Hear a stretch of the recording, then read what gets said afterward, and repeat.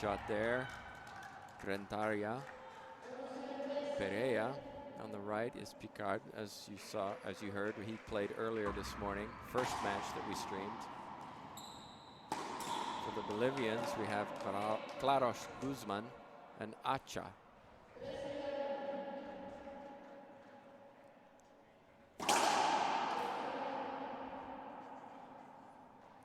One of the things that always amazes me, Gary, is how powerful these players are at just 12 or 13 years old. That being said, they probably have a 6-7 year history in the game. We talked about this earlier. Racquetball is in the top tier of sports in Bolivia. It's in the top 3, and they get a lot of government support.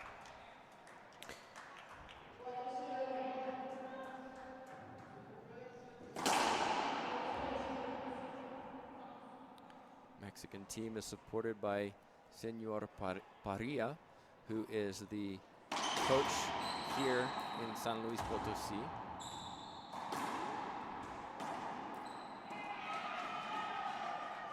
His 2 children now play on the professional tour. They were both very much a part of the juniors themselves.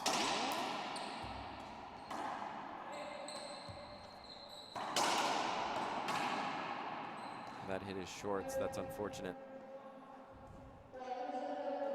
He's playing way too forward, Tim, and he wasn't watching the ball.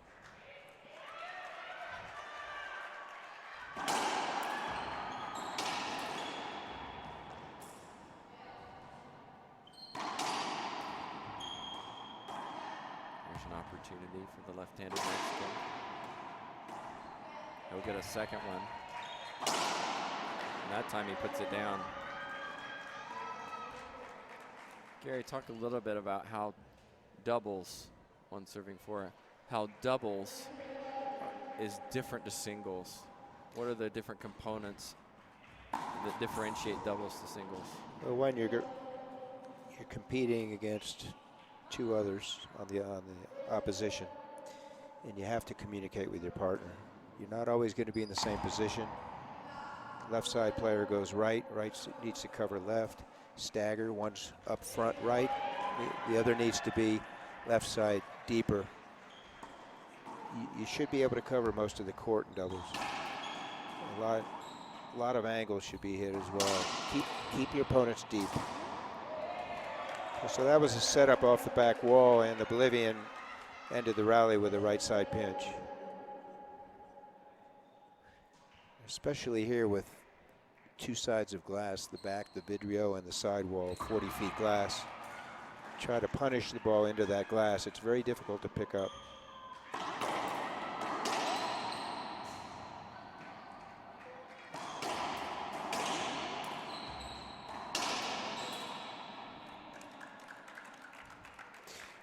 And I think the Bolivian kid on the right-hand side is playing too far forward. So he's getting jammed, handcuffed. There's no reason to, especially at this altitude. Balls are going to stay up. Do come off the back wall a lot. That's a powerful hit above the shoulder.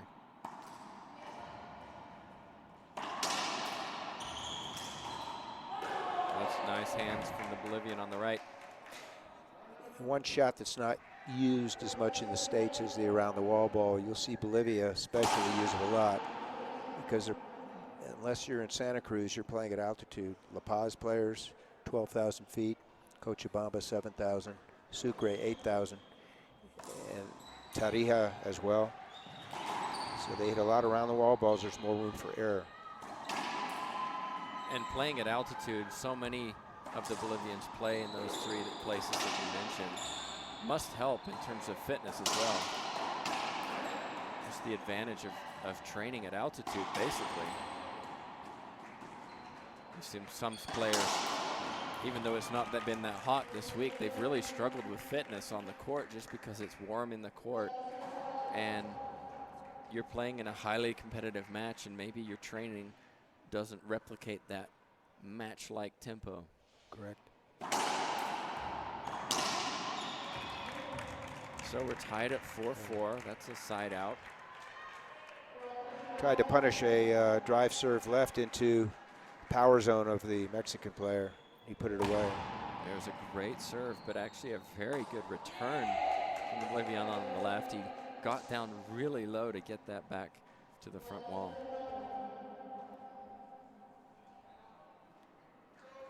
Second server.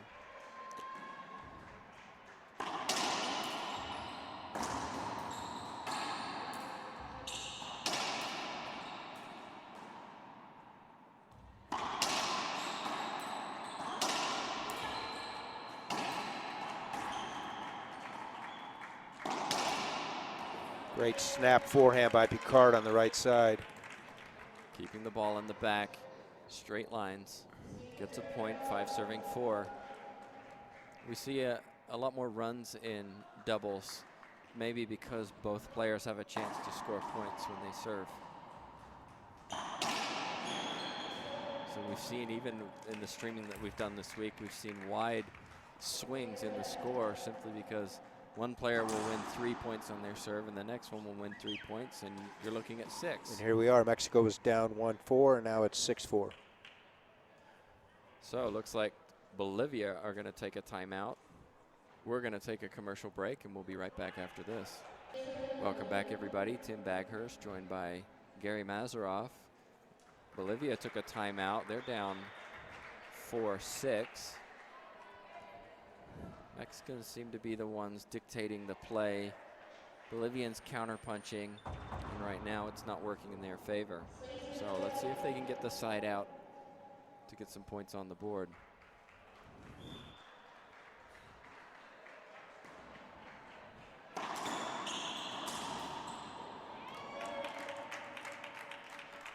Nice hands from Picard on the right. Reverse pinch, crossed his body, hit the right side wall, then the front wall. This will come off the back wall. Let's see if they can put it down.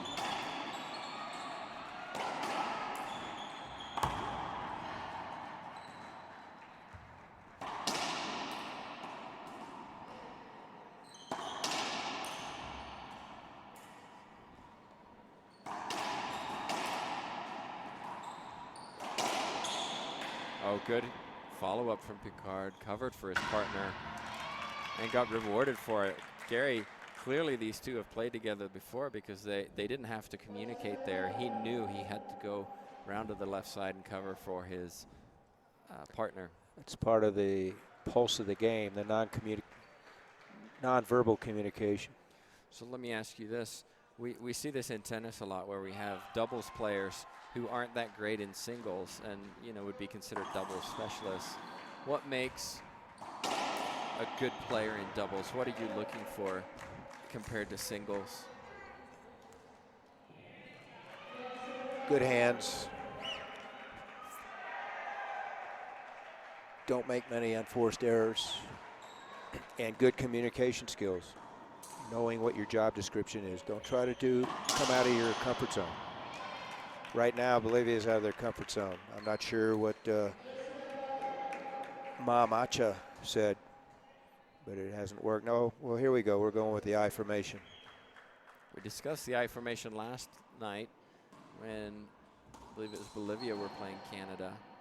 And what the I formation does is it puts the dominant player in the front to receive the serve. The idea being that you give the person who is your best player the opportunity to return rather than picking on the weaker player. Tim, what just happened was the ball bounced off the ceiling legally and left the field of play, so it's a replay. Reverts back to first serve if it were second serve.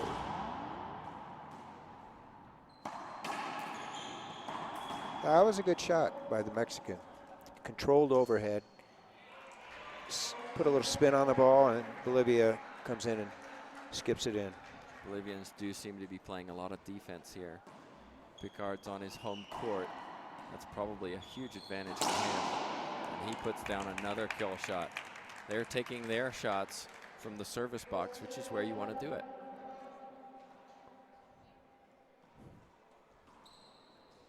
There you saw the I formation that we just mentioned. That time a skip from Picard. Finally, the Bolivians get into the box. Huge run from the Mexicans, 4 serving 12.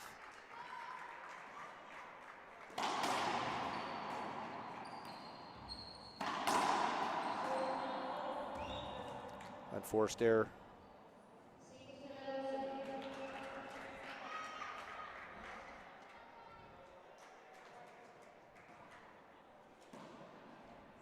Great serve. Set up. So he had 2 opportunities front court, and he put it into the floor. But you saw there that the left-sided player, right-sided player, he went straight to the middle of the front of the court, and they played the I formation not only on the serve, but during that point. One of the problems with the I formation is it compromises the mindset of the person who's in back. So we've gone from 40-60, 50-50 to 90-10. I'm not convinced that their head's going to stay in the match. Then when they do get an opportunity, they press. Well, there's a good shot. And you can see who's the better player in this situation. He points to the back, tells his partner to move to the back.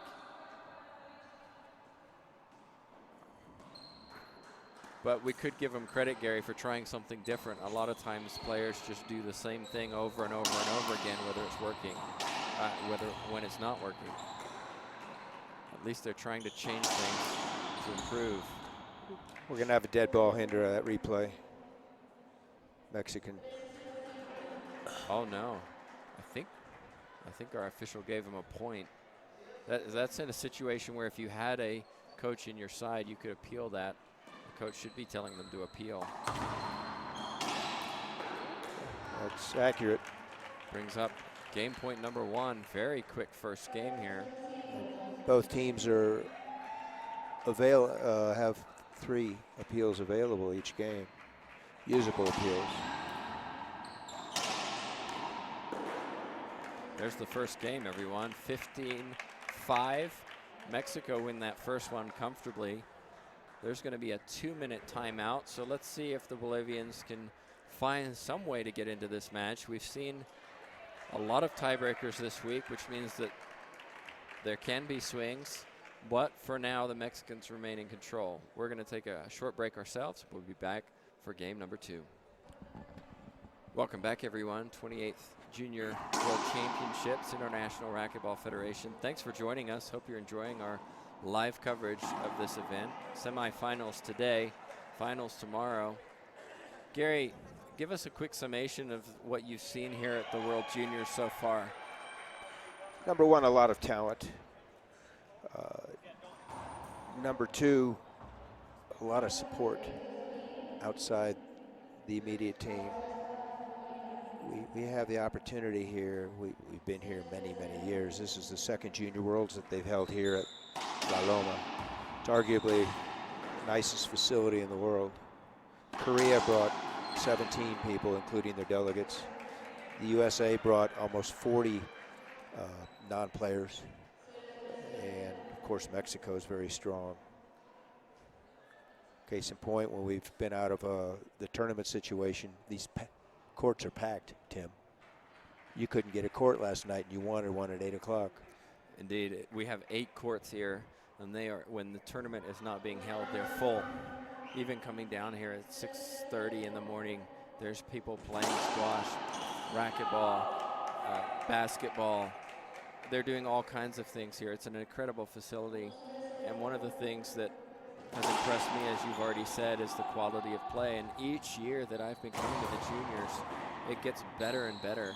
And it's exciting to watch these players because they're the ones who are going to be the future stars of the sport. So let's recap game 1. Mexico was down 1-4. They were casing each other out and closed it out at 15-5. Bolivia went to an I formation late in game 1. And we'll see what happens here in game 2. They have a 2-0 lead. They were up 3-0 in the first game, and then that fell apart.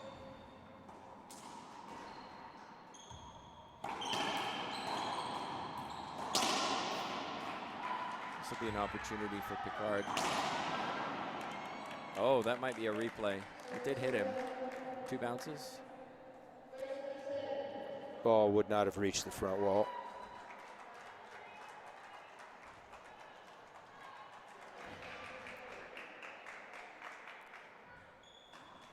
High lob. Took it on his forehand.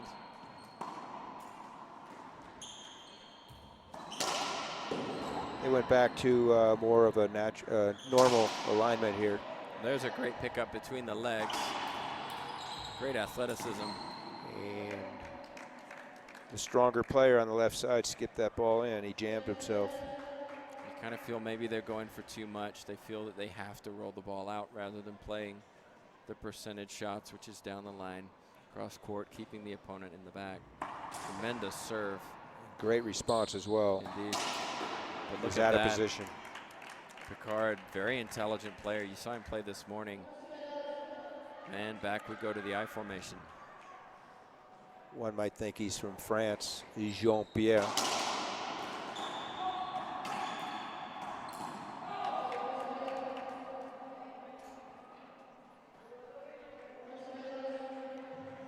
Errant shot into the floor by Renteria. Picard looks to his coach. Goes to the left side. So Bolivians escaped that inning with no points scored against them. Here we go. They need some momentum here to gain some confidence in the second game. It's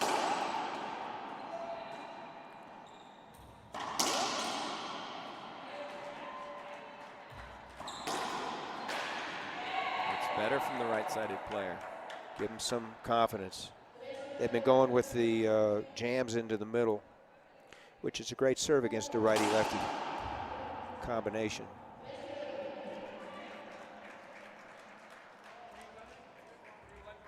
Tres uno. Second serve. It's a jam serve. It's going to come off the back wall. See a lot of these wraparounds around the wall balls in lieu of ceiling balls. We talked about that earlier. Beautiful hands there from Renteria.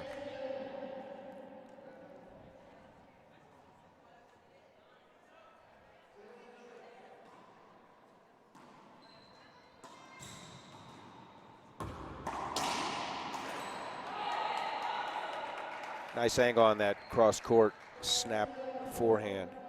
Gary, we saw the Bolivian as he went back to the court. He hit the back of the glass with his racket. What's the purpose of that? Why did he do that? Know where you are.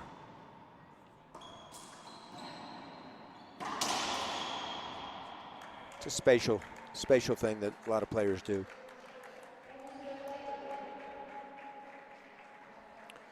For some, it's probably a ritual as well.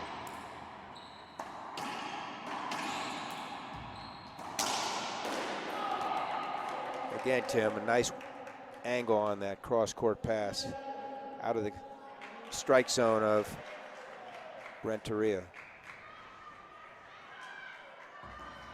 Tough serve down the glass.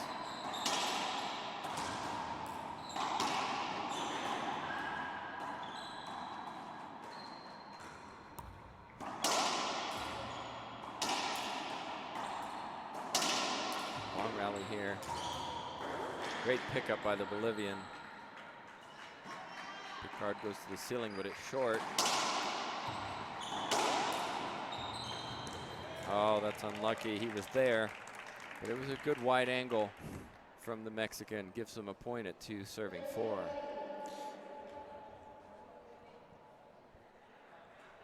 See the body language of Acha. It's changed, but now they're going back to the eye. Personally, I don't like it because he came out of his shell. He was playing well. Now they be putting him back in his shell. Through the legs again.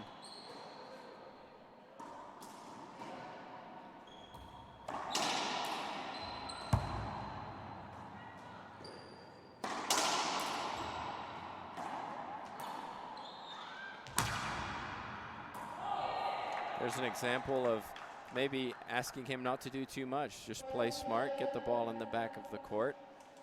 It's not your responsibility to hit the great shots.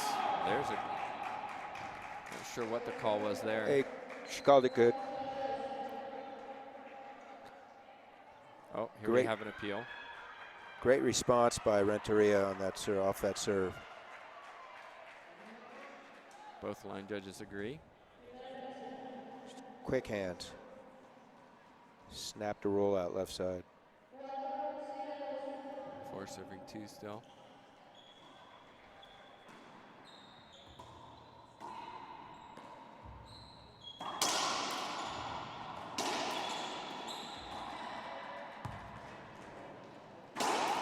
Great angle by Renteria. Same side pass. Kissed the side wall deep after the first bounce.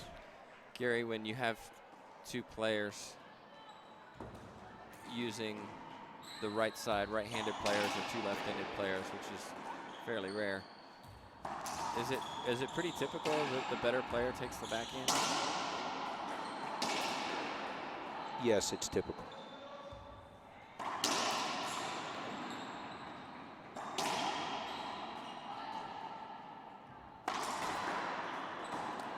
That being said, a lot of teams have 2 players that can play either side, so if something's not working, changing a side may help as well. Got a very long rally going on here.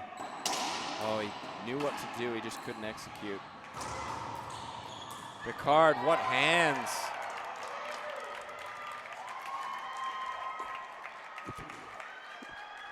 If our viewers watch how many pinches are attempted and how many pinches are left up, it's a very, very high percentage. It's not a great shot, especially at altitude.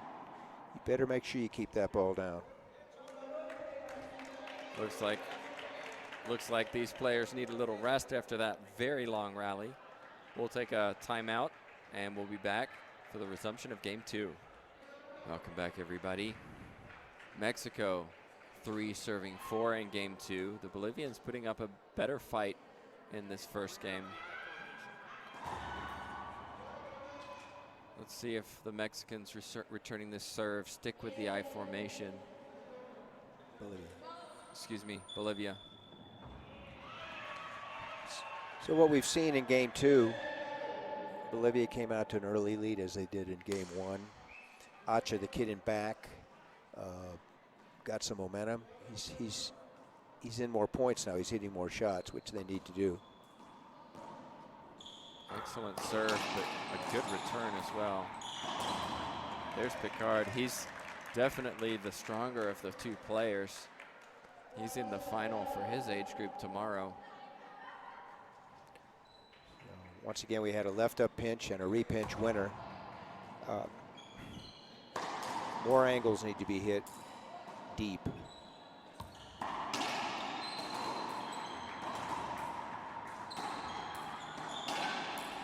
That's the shot.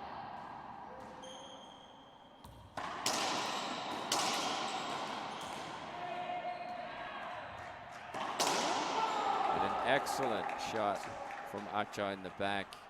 Yes, Gary, you saw there was several pinches that didn't get put down, which made the rally a lot longer and finished the point. Ball was played cross court into the corner, nobody home. You just saw the serve to his opponent's side, and his opponent almost didn't get out of the way.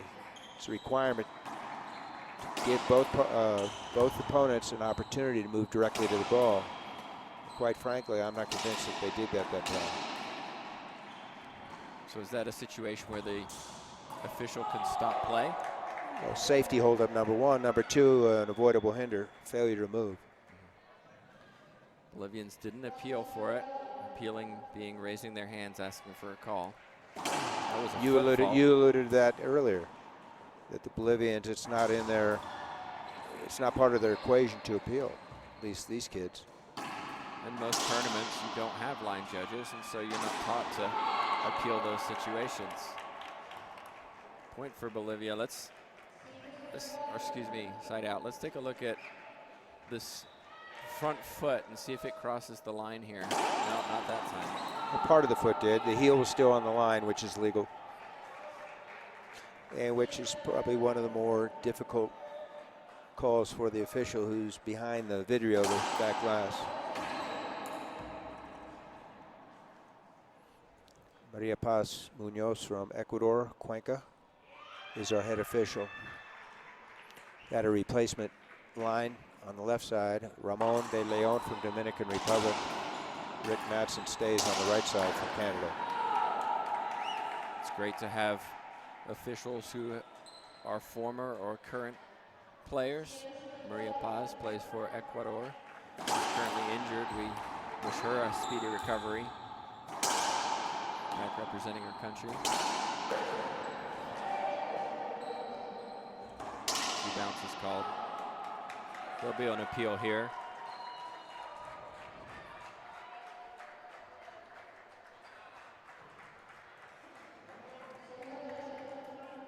One agrees, one disagrees, so the call stands.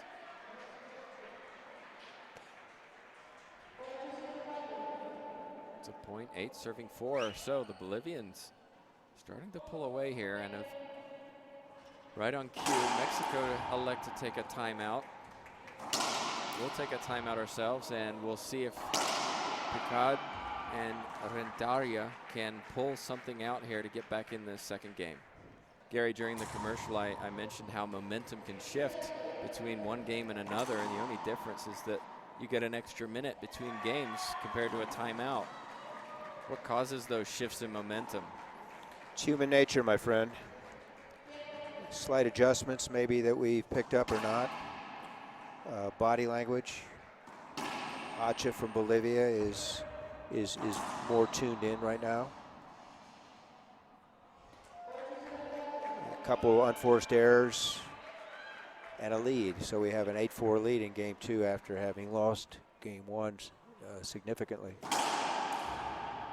And sometimes as well, a team that wins or a player that wins the first game easy might relax a little bit too much. Oh, I've got this. This isn't that hard. And get a bit lazy.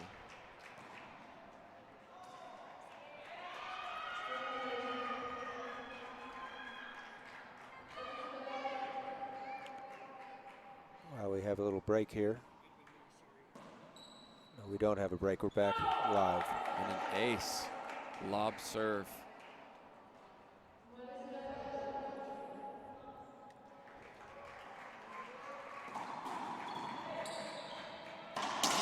That's great.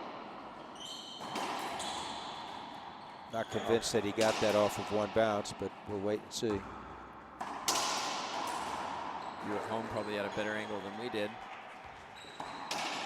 Meanwhile, Acha can't put it down. This might be difficult.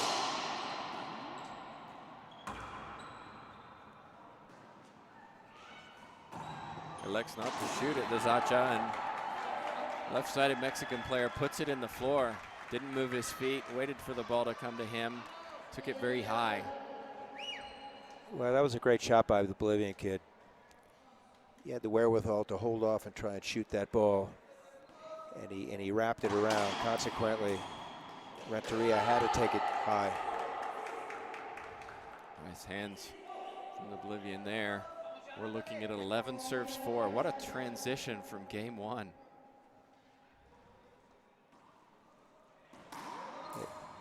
They've gone from putting the ball in the middle on the serve to high lobs direct. Entire court was open. A smart shot there from Picard. Stay away from the wall in doubles and singles as well. Boy, when both players get caught like that, crazy.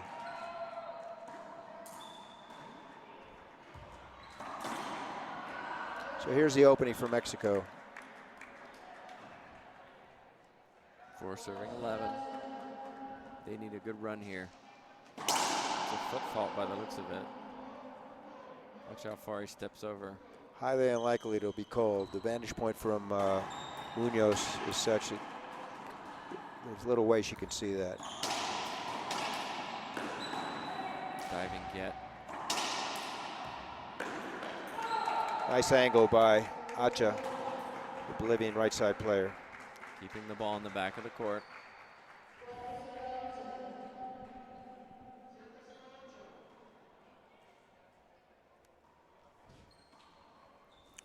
Claros, Bolivia. Picard. Acha.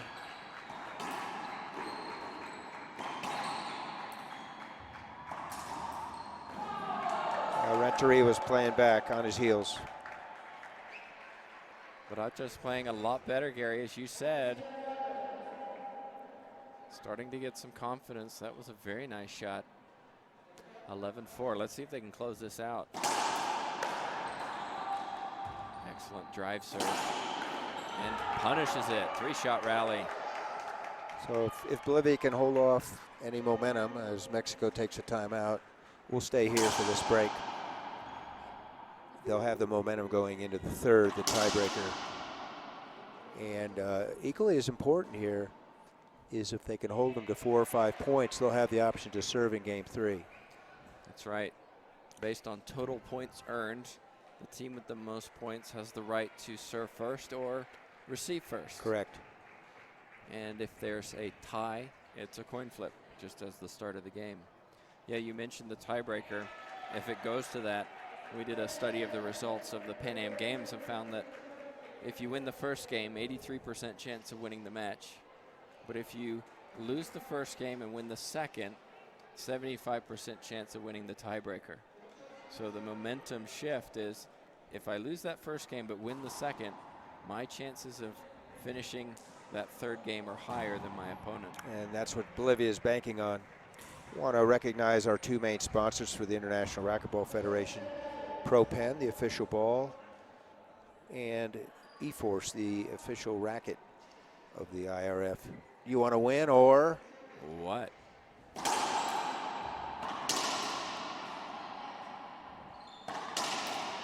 That's a much better shot down the left side. Second server. Also recognize the local organizing committee, Potosino Racquetball, the 2 main hotels, Real and Ankara, and Luke St. Ange and Osvaldo Maggi and Marcelo Gomez from the IRF.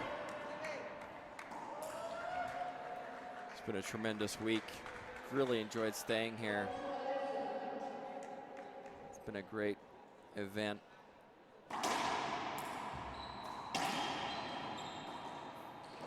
Taria sometimes dives and doesn't look like he needs to. Great pickup from his partner, though. He'll have a chance to shoot this.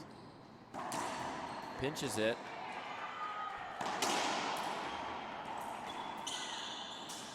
A long rally again. Acha.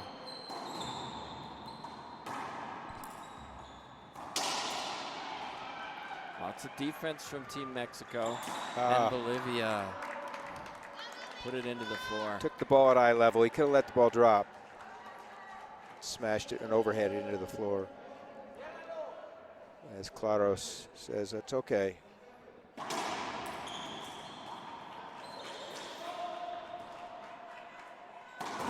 Wow. Yeah, especially at this age, Tim. I mean, the kid, if he takes one more step, he's going to get to most shots. So they start leaning to dive and they're off balance. Diving is something that the fans appreciate, and sometimes you wonder whether players dive when they don't have to, simply because they know it looks good for the fans and family that are there.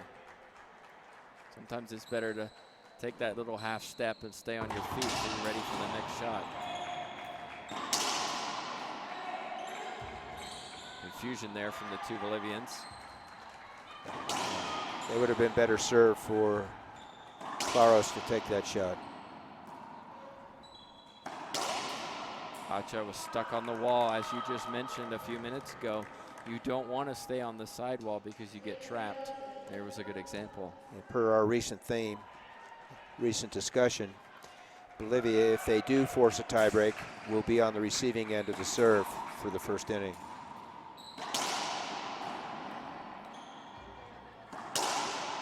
Oh, great pickup. Stuck on the wall. Picard puts it down. They're clawing their way back into this. It's 8 serving 12. Bolivia elect to take their timeout. We're going to take one too, and we'll be back in just a few moments. And we're back, everybody. So Bolivia took their timeout. That was their second timeout, which means these players, barring a official timeout, will be on the court until the completion of game 2.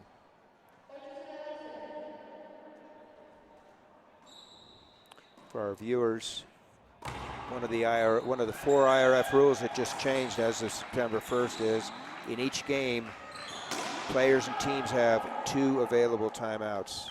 It used to be 3 in the first 2 games. There's a big skip, so the timeout works. Side out for Bolivia.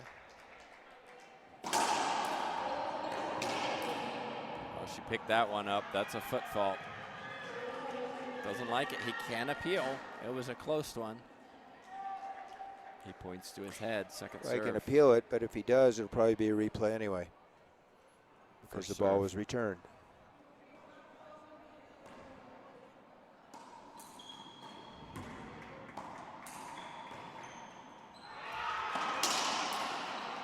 Oh my. Little excuse for that to happen, Tim. It's grossly out of position. Point for Bolivia. That's 2 rallies, 1 in a row.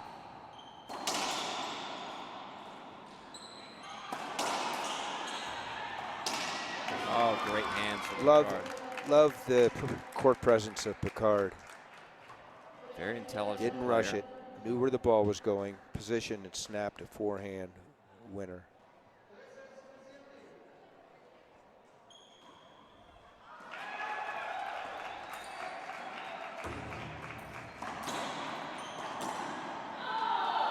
Two skips since that timeout from the right-sided player. Just shouldn't be hitting the ball after the rally's over like that. Game point number 1, Bolivia. Here's the opportunity. Get a second look. And a third. A full, oh, to the ceiling.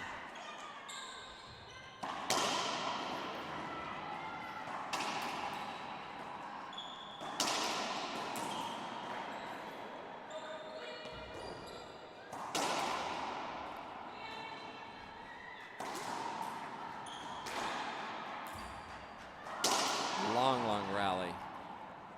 Can the Bolivians put it down? Is this squash or racquetball? There it He is. does. 15-8. Bolivia take game 2. We're going to a tiebreaker, the first one of today that we've live streamed. We have 2 minutes. Players have 2 minutes to regroup. That was one of the rule changes from this year. We'll be back after this commercial break, and we'll talk to Gary about how Mexico can regroup and take this tiebreaker. Stay with us. Welcome back. We have a tiebreaker here. Bolivia or Mexico will be advancing to this final in the boys 12s. Big skip there on the left side. Gary, what do Mexico have to do to get back to the rhythm that they had in game 1? Go with what got him here. Cut down on unforced errors. Be smart on your shot selection. And find a serve that works. So thus far, intermediate height lob, left side. To Claros, the stronger, arguably the stronger player of the Bolivian team. We've had 2 quick skips from the Bolivians. Oh, that's a great pickup. Should be a replay, but play continues. Replay or avoidable hinder, failure to get out of his way. This is tough. Both of them saw it. Gary, yesterday I mentioned this more than once on the commentary about the fact that we see a lot of these balls up in the front court, and it's not something that players typically practice. How do I deal with that kind of situation? In that situation, Picard was up the front. What is the best shot selection there? Well, In singles, you can get away with dropping the ball. In doubles, you have two people to cover that. So one could stay deep, one's going to come up. Well, you want to lift the ball and clear, that's a badminton term, clear your opponent deep. So one way is to use 3 walls and hit it around the wall ball or wrap around. Another is just to push the ball wide so you get a wide angle pass using either the vidrio here, the side wall glass, or the concrete left side wall. Second server for Bolivia. They're down 0-2. 2 bounces. Kill shot left side by Renteria. Mexico's coached by Fabian Parilla, local favorite here. In Bolivia, we're not sure the name of the coach, but we finally got one, a gentleman taking over for Mama Acha.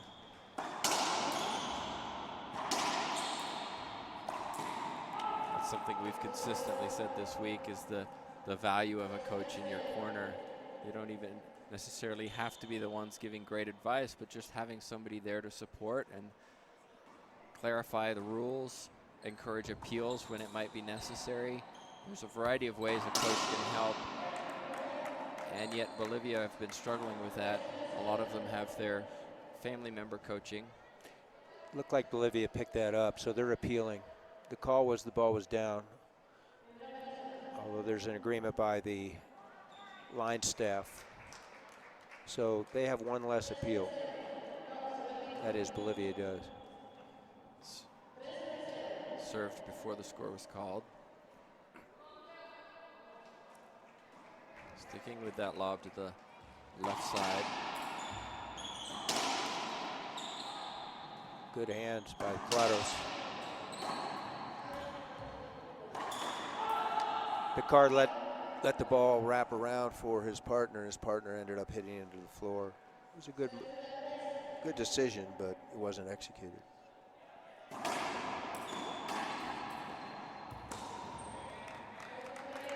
We talked about angles, Tim, and Acha got handcuffed, so he let the ball go, and his partner, Claros, couldn't handle it. 0 serving 3.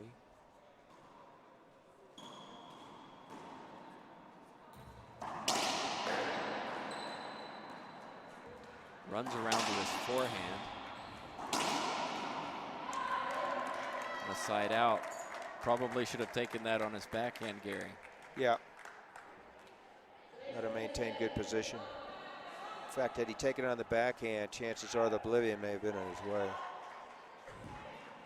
If he's going to take it on his forehand, he needs to move his rear end into the Bolivian. Excuse me, into the Mexican. Might get the call. Replay called.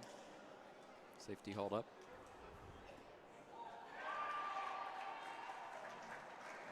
So Renteria is trying to earn point number 4 in this tiebreak, 11 points.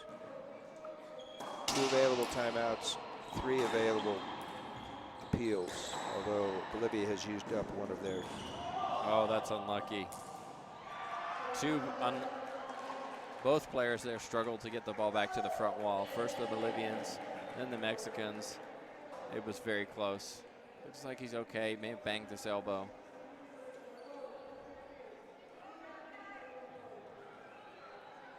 Second server goes to the left side again. Another excellent serve.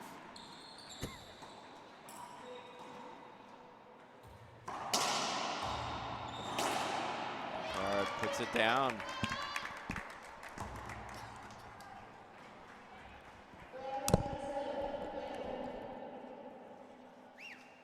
Timeout Bolivia. That's their first. They have 1 remaining. We'll take a timeout ourselves, and we'll be back as we continue this tiebreaker. We'd like to recognize our replacement line here on the right side from Uruguay, Gustavo Farel. 13 countries participating, 13 countries representing officials as well, Tim.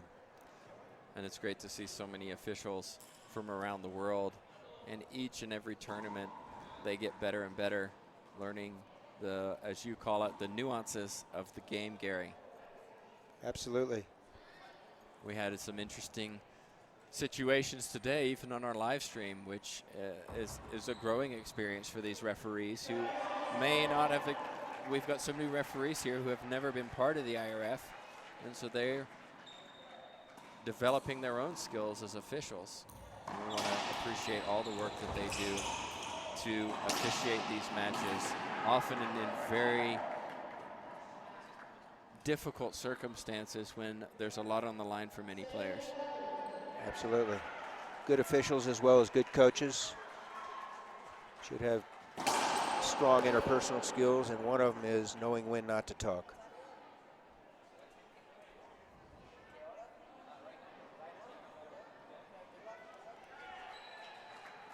So the Bolivians haven't scored yet in this tiebreaker.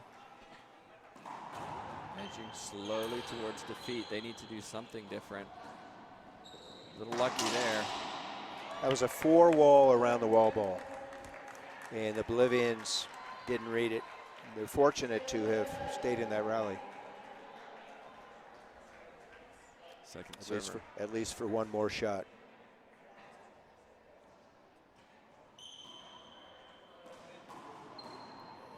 Picard going to that ceiling ball consistently off that serve.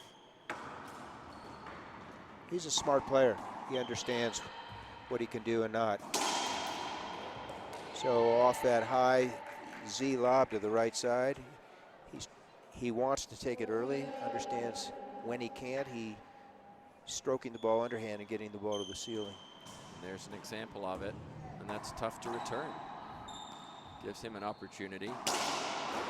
And he goes straight down the line, earns himself a side out. We're at 4 serving 1. Consistently serving to that left side, both players.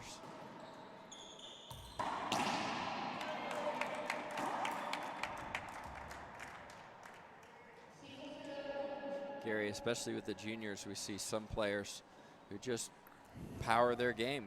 They just play hard. They don't necessarily play smart. Developing some control is part of the learning process, where players need to understand that you don't have to hit every shot as hard as you possibly can. And we see that sometimes at the juniors. Errant backhand by Claros. Bolivia might need to take a timeout here. We're down 7-1. Back to the I formation. Sir.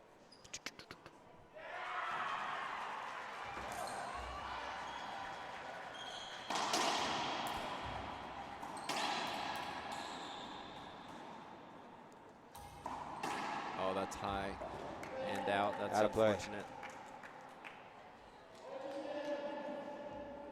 8-1 trying to close this out. Yeah, they take another timeout. We'll be back.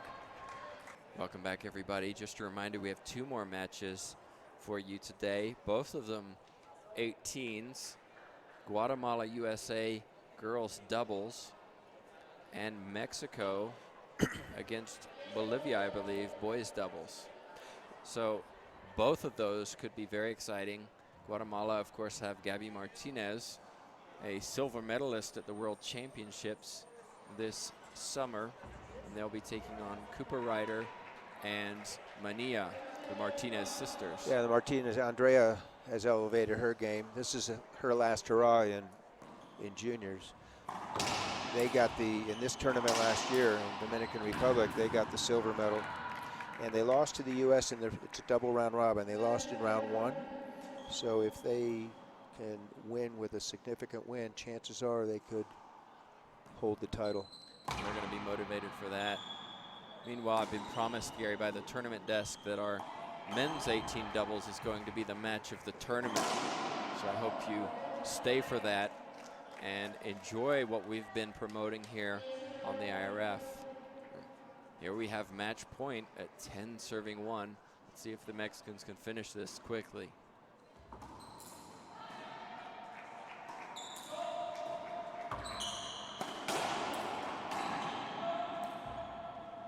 Oh, no. There's going to be appeal for a bad bounce. It did look like an awkward bounce. The door Correct, isn't and flush. this court has been down during the week. Case in point, the door, and so they will replay it. It's a non-designated court hinder. Both line judges. If the ball takes an irregular bounce, then the referee should call it. Referee didn't. They appealed it, and both line judges. And they just hit the camera, so we'll have another replay. But both line judges overturned the decision, and that's the value of having line judges, because that was match point.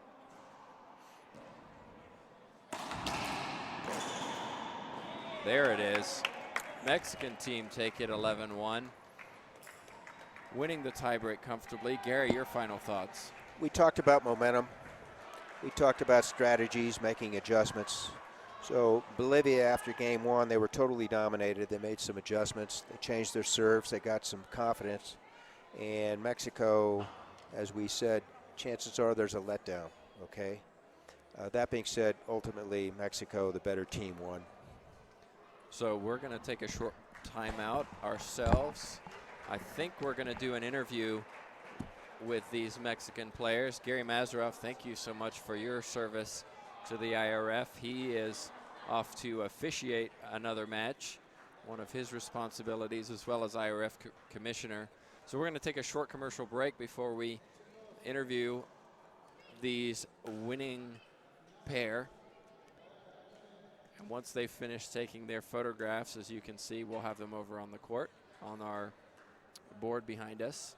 And we'll hear what they have to say about their match and their chances tomorrow. We hope you stick with us for the remainder of our coverage. Welcome back, everybody. Tim Backhurst here with the winning team from the men's doubles, boys doubles 12s, who advance to the final tomorrow. So, tiebreaker, it was a little difficult. What did you do in the tiebreaker to make it an 11-1 outcome?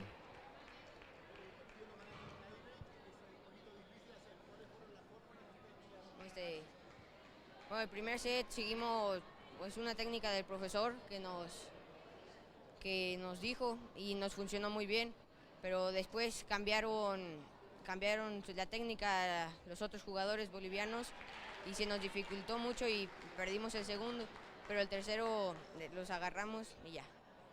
And you play very well together as a team. How much do you get to practice during the year to be able to compete together like this in the Junior World Championships?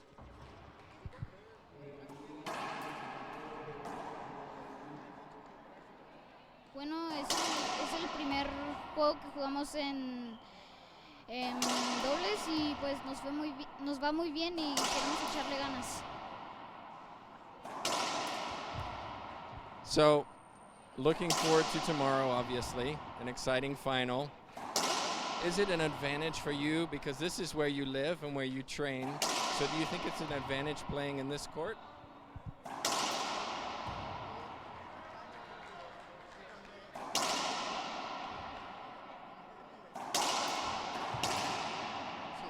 Pues sí, yo creo que sí puede ser una ventaja, puesto que hemos practicado en estas canchas, ya estamos acostumbrados al bote y ya. So, would you like to say anything to your family and friends who are watching now?